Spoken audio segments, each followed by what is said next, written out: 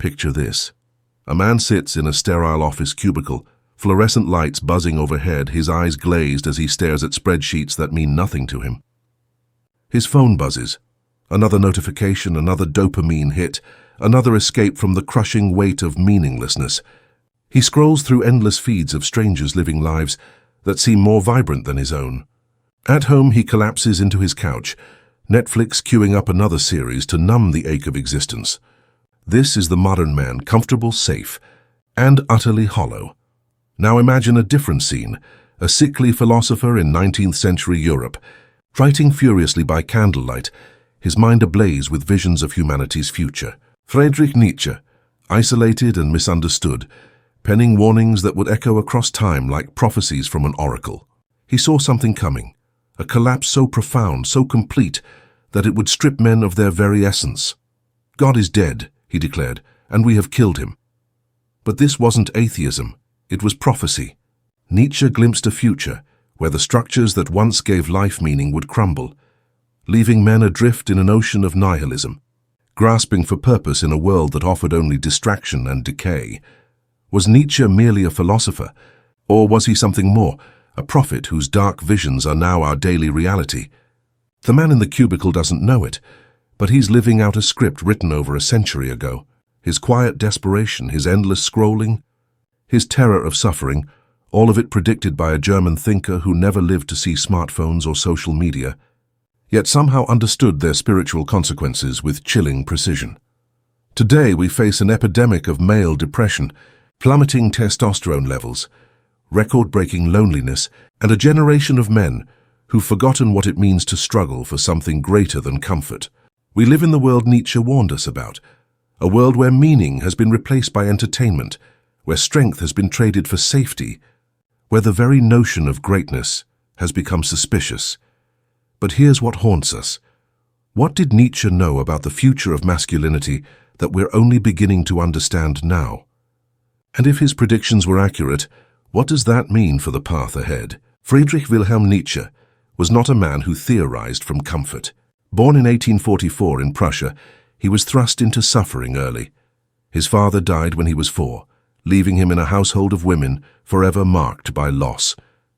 His life would become a testament to the very struggles he would later write about: chronic illness, crippling migraines, failed relationships, and the crushing isolation that comes with seeing too clearly what others refuse to acknowledge.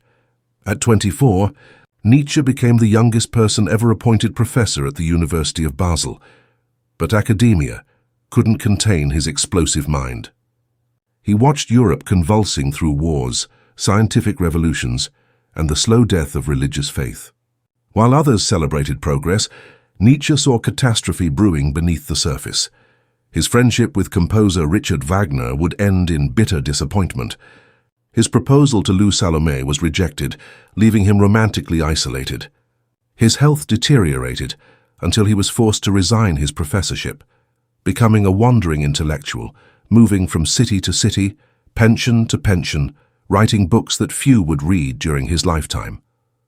Yet from this crucible of personal suffering emerged insights so piercing they would reshape human thought. Nietzsche wasn't just observing cultural decay, he was living it. The death of his father mirrored what he saw happening to European civilization: the collapse of paternal authority, traditional values, and transcendent meaning.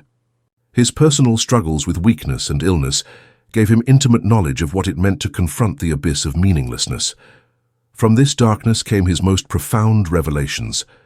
The death of God wasn't a celebration but a diagnosis, the recognition that the metaphysical foundations of Western civilization were crumbling. He saw that when societies lose their connection to transcendent values, when the sacred becomes profane, when divine purpose becomes human preference, something catastrophic happens to the human spirit. Nietzsche predicted the rise of nihilism, not as a philosophical position, but as a psychological epidemic. He foresaw that when traditional structures collapse, people don't become free. They become lost. They drift into what he called the herd mentality, seeking comfort in conformity, trading individual greatness for collective mediocrity. But Nietzsche offered more than warnings. He provided a path. His concept of the will to power wasn't about dominating others, it was about conquering oneself. He envisioned the Übermensch, not a superhuman, but a higher human who could create meaning from chaos, find strength in suffering, and impose order on an indifferent universe. His writings crackle with urgency, because he knew time was running out. European culture was hollowing out from within, and he could see the psychological and spiritual consequences approaching like a storm. The comfortable atheism of the intellectual classes, the rise of democratic mediocrity, the worship of comfort over character, all of it pointed toward a future where men would lose the very qualities that made them capable of greatness. Nietzsche died in 1900, just as the new century dawned, his mind shattered by disease. But his warnings lived on, echoing through time like messages in bottles cast into the ocean of history, waiting for a generation that would finally understand their prophetic power. God is dead. God remains dead, and we have killed him. These words, perhaps the most misunderstood in all of philosophy, weren't a triumphant declaration of atheism. They were a funeral announcement, and a warning of the psychological earthquake that would follow. When Nietzsche proclaimed the death of God, he wasn't referring merely to the decline of church attendance or the rise of scientific materialism. He was diagnosing something far more profound, the collapse of the entire metaphysical framework that had given Western civilization its sense of purpose, morality and meaning for over 1,000 years. For centuries, European men had understood their place in a grand cosmic drama. They were souls with eternal destiny, moral agents responsible to divine authority, participants in a story that stretched from creation to judgment. This framework didn't just provide comfort, it provided the psychological architecture that made heroism, sacrifice, and greatness possible. A man could endure suffering because it served a higher purpose. He could accept responsibility because he answered to something greater than himself. But by the 19th century, this framework was dissolving. Scientific rationalism had made divine intervention seem primitive. Democratic ideologies had made traditional hierarchies appear arbitrary. Industrial capitalism had reduced human relationships to market transactions.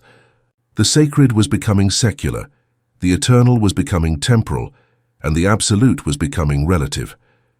Nietzsche saw the psychological consequences with terrifying clarity. When transcendent meaning dies, humans don't become liberated, they become unmoored. Without a fixed point of reference, all values become arbitrary. Without divine purpose, human purpose becomes a matter of personal preference. Without eternal significance, temporary pleasures become the highest good. Look around today and Nietzsche's nightmare has materialized. We live in a culture where your truth has replaced truth, where personal feelings have more authority than moral principles, where the highest value is not virtue but tolerance. Modern men navigate this landscape like ships without anchors, driven by whatever cultural current happens to be strongest. The symptoms are everywhere. Depression rates among men have skyrocketed, not because life has become objectively worse, but because life has lost its objective meaning. Young men report unprecedented levels of anxiety and purposelessness, not because they lack opportunities, but because they lack reasons to pursue opportunities that transcend immediate gratification.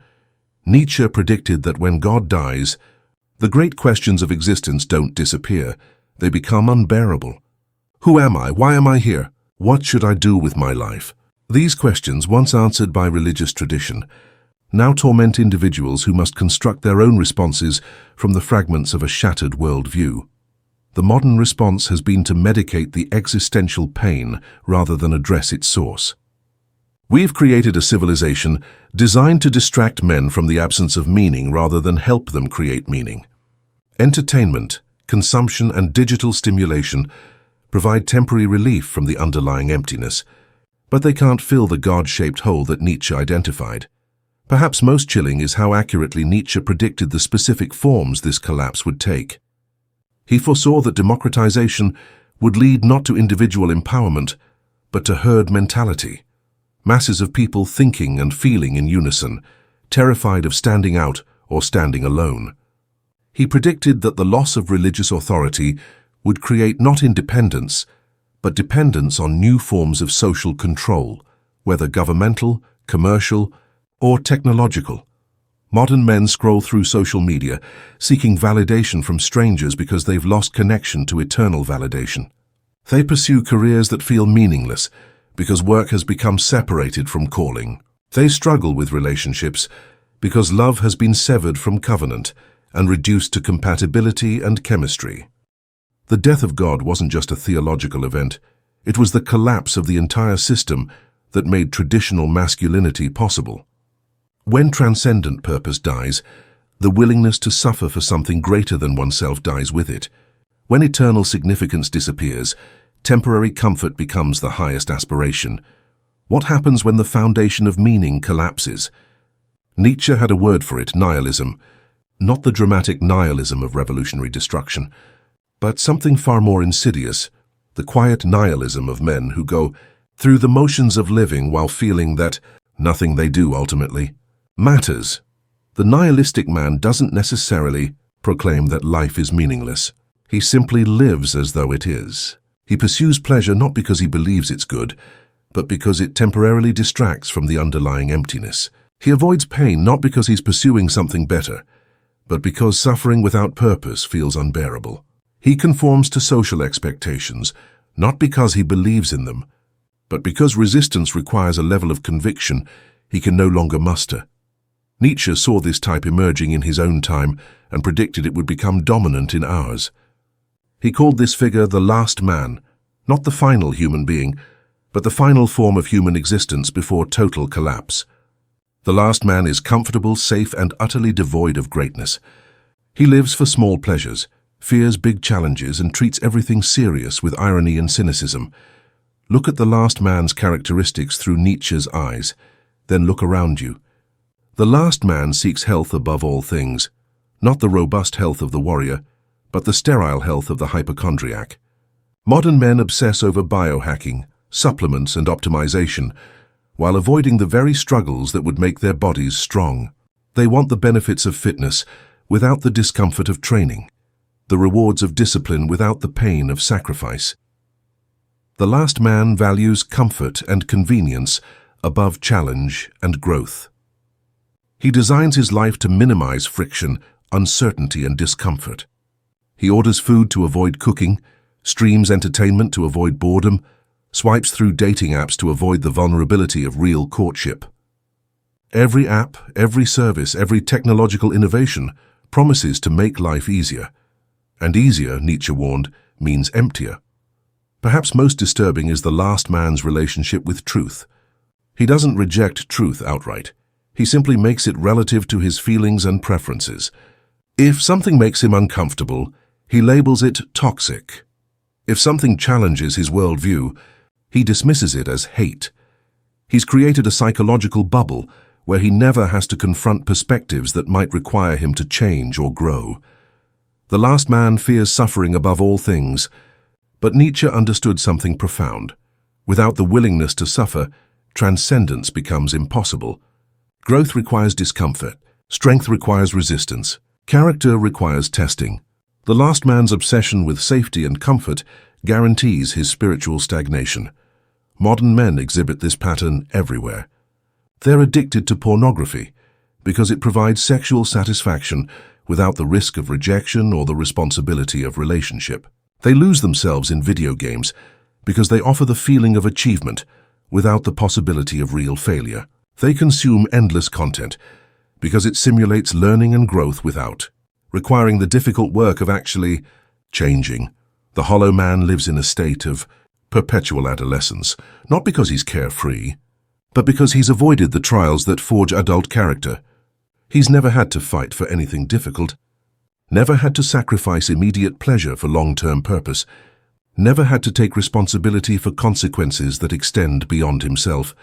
But perhaps the most tragic aspect of the hollow man is his relationship with other men.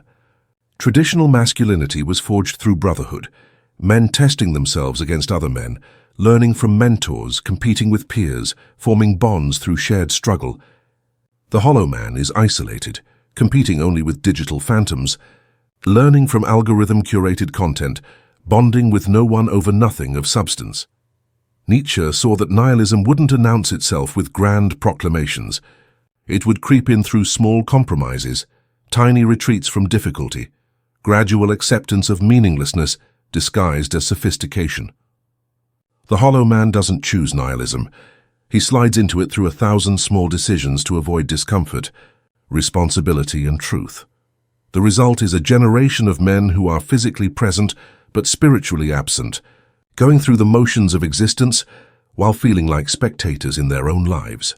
They have opinions but no convictions, preferences but no principles, desires but no disciplined pursuit of what they claim to want. But Nietzsche didn't leave humanity stranded in nihilistic despair. From the ashes of collapsed meaning, he offered a path, not back to the comfort of old certainties, but forward to something unprecedented in human history. This path had a name: the will to power. The will to power is perhaps Nietzsche's most misunderstood concept.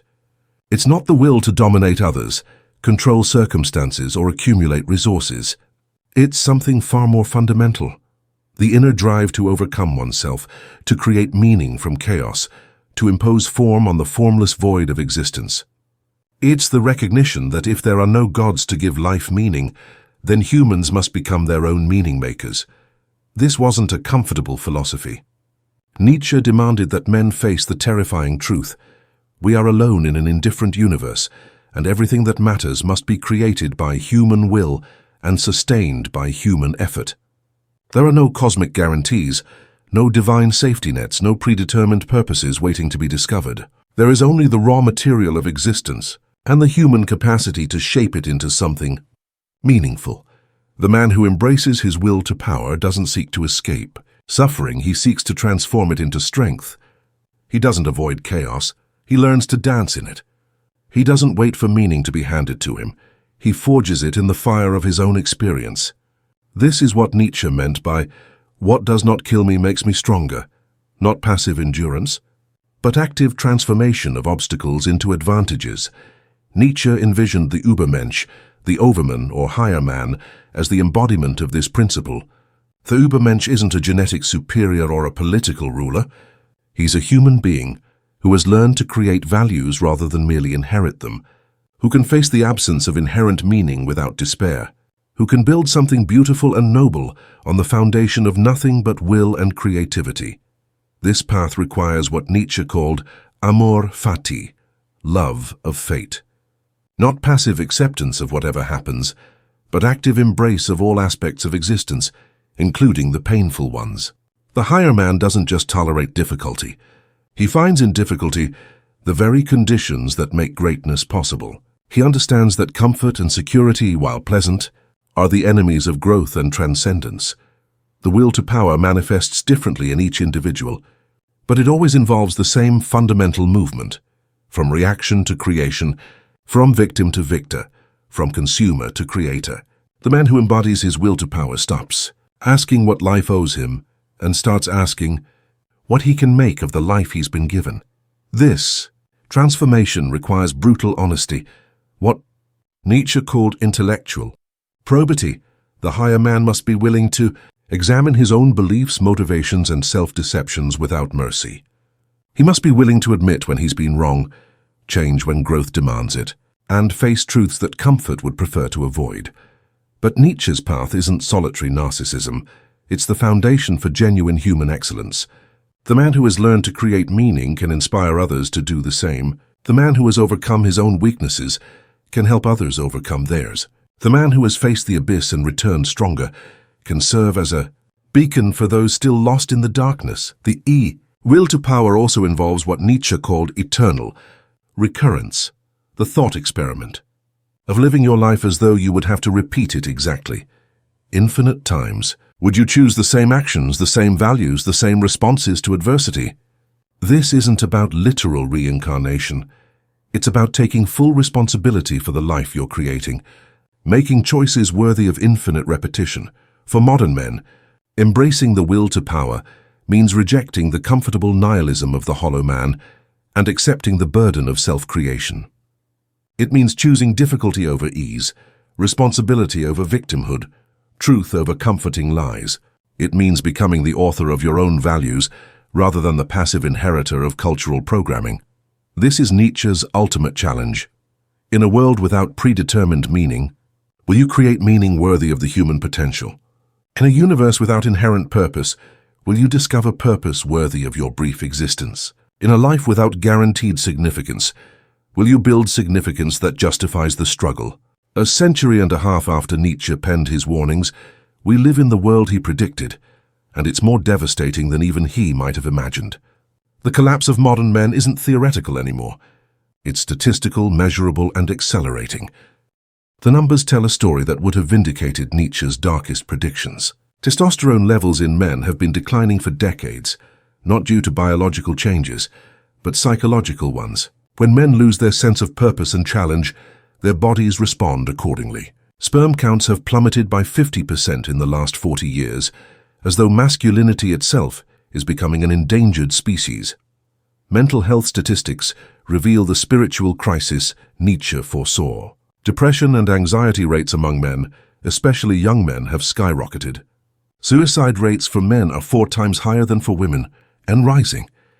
These aren't just personal tragedies, they're symptoms of a civilization that has lost its ability to produce men capable of bearing the weight of existence with dignity and strength. The modern man spends an average of 7 hours per day staring at screens, smartphones, computers, televisions, tablets. He's more connected to digital phantoms than to real human beings.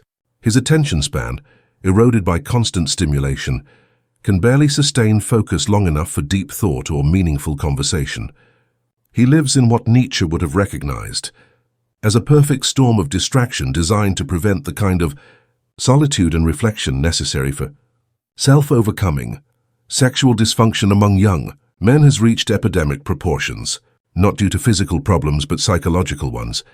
Pornography addiction has rewired their brains to prefer digital stimulation over human intimacy.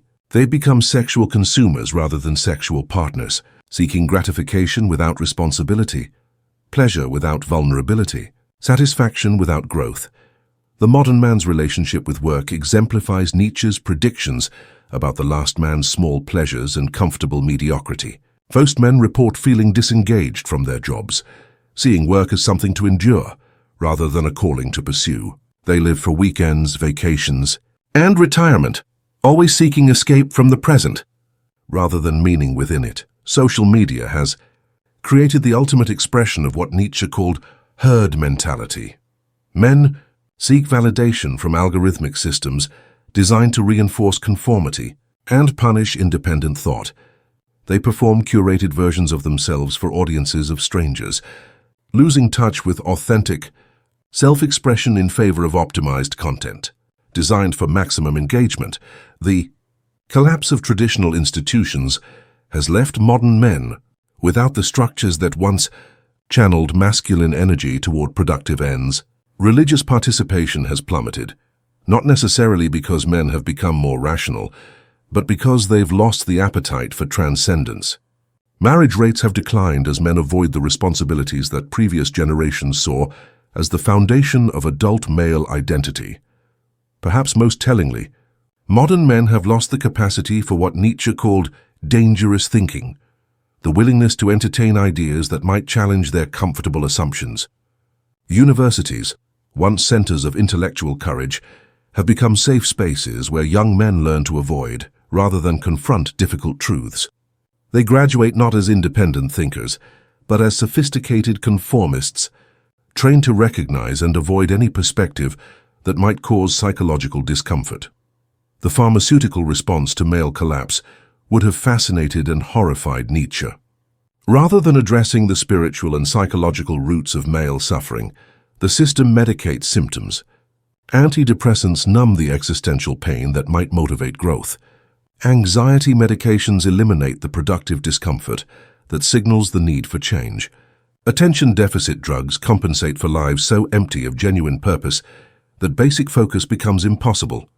Even men's attempts at self-improvement often reflect the hollow man's approach to growth.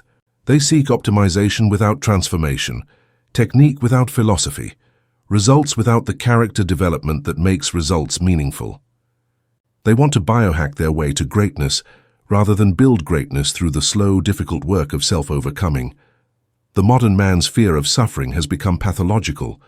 He avoids physical discomfort, emotional vulnerability, and intellectual challenge with equal determination.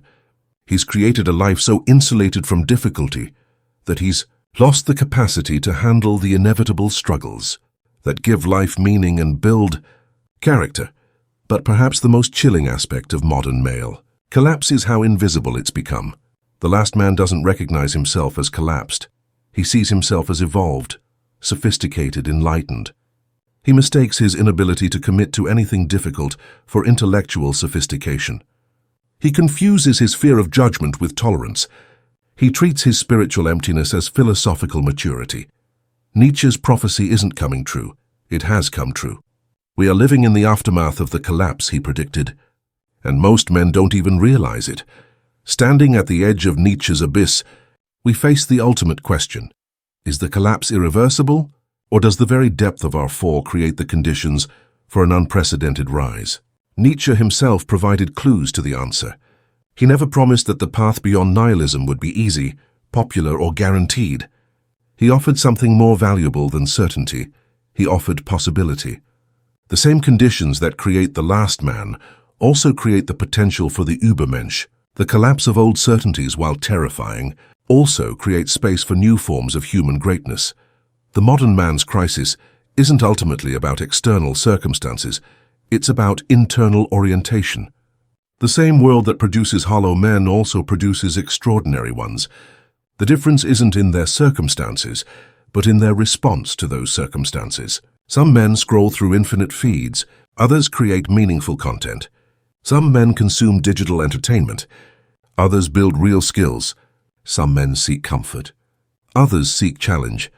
Nietzsche's path forward requires what he called self-overcoming, the constant process of becoming more than you currently are. This isn't about achieving some final state of perfection, but about embracing the ongoing work of growth, creation, and transcendence.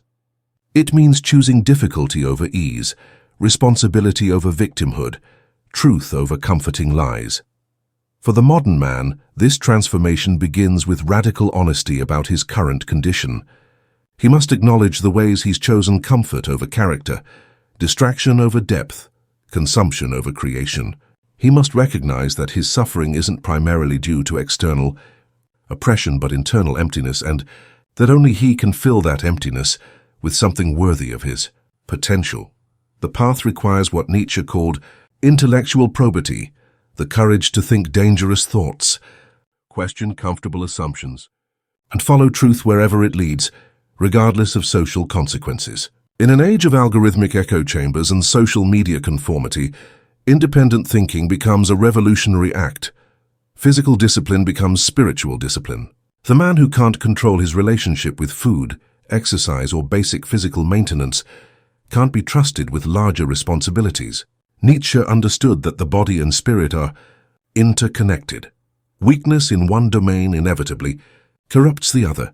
The higher man must also develop what Nietzsche called solitude tolerance, the ability to be alone with his thoughts, without immediately reaching for distraction. In solitude, he encounters himself without the mediating influence of others' opinions, expectations, or validation. This is where authentic self-knowledge and genuine values are forged. But perhaps most importantly, the path forward requires embracing what Nietzsche called amor fati, love of fate. This doesn't mean passive acceptance of whatever happens, but active engagement with reality as it is, including its difficult and painful aspects.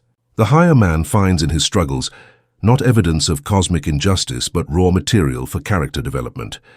The rise beyond collapse also requires community, but not the comfortable community of shared opinions and mutual validation. It requires what we might call higher community, relationships with other men who are also committed to growth, truth, and excellence.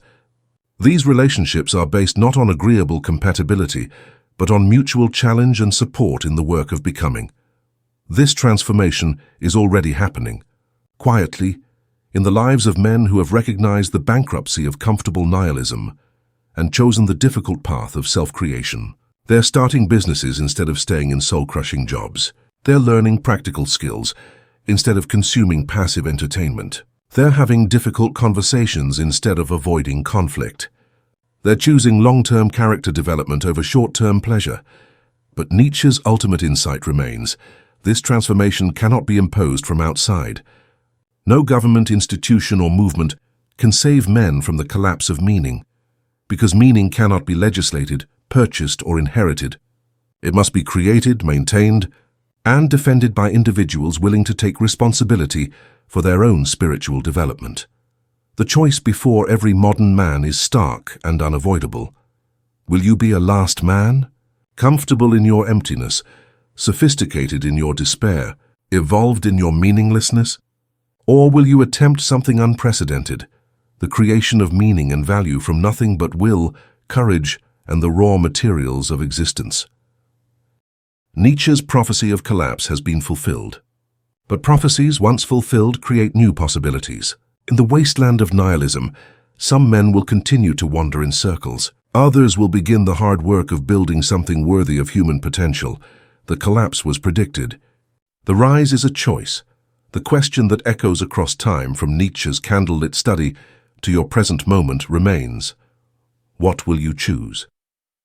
The ghost of Nietzsche whispers still, not as a prophet of doom, but as a herald of possibility. In a world stripped of inherited meaning, the greatest adventure becomes the creation of meaning itself. The collapse of the old gods creates space for new forms of divinity, not in the heavens, but in the unrealized potential of human will, courage, and creativity. The last man asks, "What is the point?" The higher man responds, "I am the point, and I will make myself worthy of the question."